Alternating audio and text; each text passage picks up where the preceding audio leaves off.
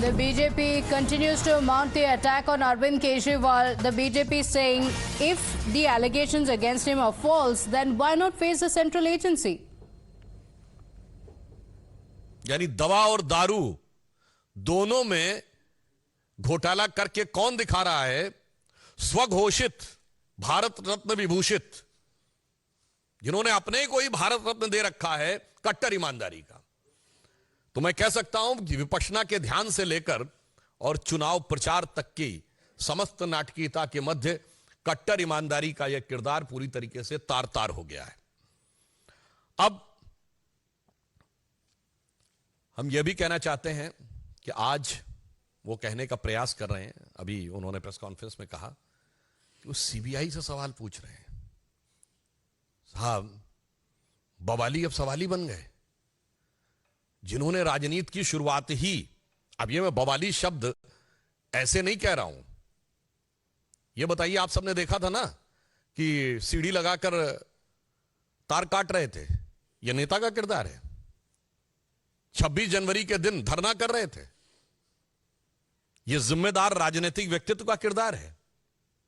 इसलिए मैंने कहा, और याद करिए 2014 के समय भारतीय जनता पार्टी के कार्यालय के ऊपर आके पथराव किया था, जिसमें इनकी सर्वोच्च समिति के सदस्य थे, जैसे हमारे यहां पार्लियामेंट्री बोर्ड है। इसलिए मैंने कहा अब बवाली अब सवाली बन गए हैं, और सवाल किससे पूछ रहे हैं? जांच एजेंसी से। मतलब इसे शब्दशः ना लिया जाए, वैसे तो सारी जनता उस भाव को समझती है। हिंदी में एक कहावत होती ना कि उल्टा चोर कोतवाल को डांटे। आज उसी किरदार को वो दिखाने का प्रयास कर रहे हैं। और जहां तक टेक्निकलिटी की बात है, तो अगर उनको लगता है कि कोई टेक्निकल इशू है तो वो न्यायालय से जाकर समाधान प्राप्त कर सकते थे, मगर यहां टेक्निकल नहीं, मॉरल इशू है। यहां न्यायिक विषय नहीं है, यहां नैतिक विषय है।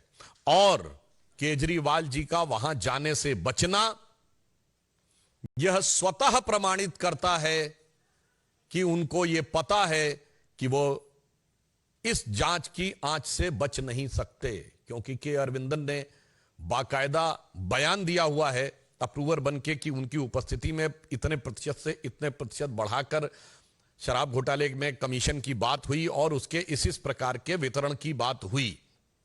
उन्हें यह बात